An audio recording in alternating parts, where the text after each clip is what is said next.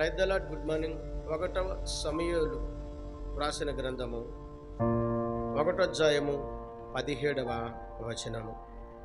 దేవునితో నీవు చేసుకునిన మనవిని ఆయన దయచేయునుగాక.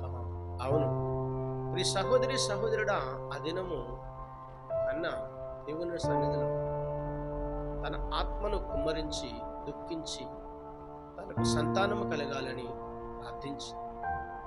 ప్రార్థించిన సమయంలో ప్రవక్తన ఏలి తనతో మాట్లాడుతున్న విధము, నీ మనవి దేవుడు విని ఉన్నాడు, ఆయన నీ మనవిని విన్నాడు గనుక మరి నీవు చేసిన ప్రార్థన ఫలితము దయచేస్తాడని చెప్పి ఉండగా ఆమె సంతోషంతో తన విధముగా ఈ దినం నువ్వు ఎటువంటి దుఃఖముతో ఎటువంటి అవమానము పరిశుద్ధాత్మదేవుడు ప్రభువైన యేసుక్రీస్తు తెలుసు కనుక ఎటువంటి అవసరతలతో ఉన్నావో ఆయనకు తెలుసు కదా.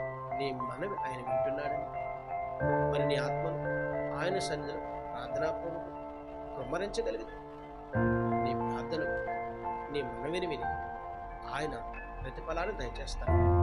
ఈ దినం వాగ్దానం ద్వారా నీతో మాట్లాడు. ఆమె ప్రార్థన చేద్దాం. సకల ఆశీర్వచనములకు కారణభూతుడు వినమ యేసు ప్రభువు, నీ ఘనమైన నామానికి స్తుతులు స్తోత్రాలు. నీ సుందరమైన నామానికి ఈ ఉదయకాల సమయంలో వాగ్దానమును చూచిన చదివిన ప్రతి బిడ్డను కుటుంబాన్ని దీవించండి, ఆశీర్వదించండి. యేసుక్రీస్తు పరిశుద్ధమైన నామములో అడిగి వేడుకొనుచున్నాను పరమ తండ్రి. ఆమేన్.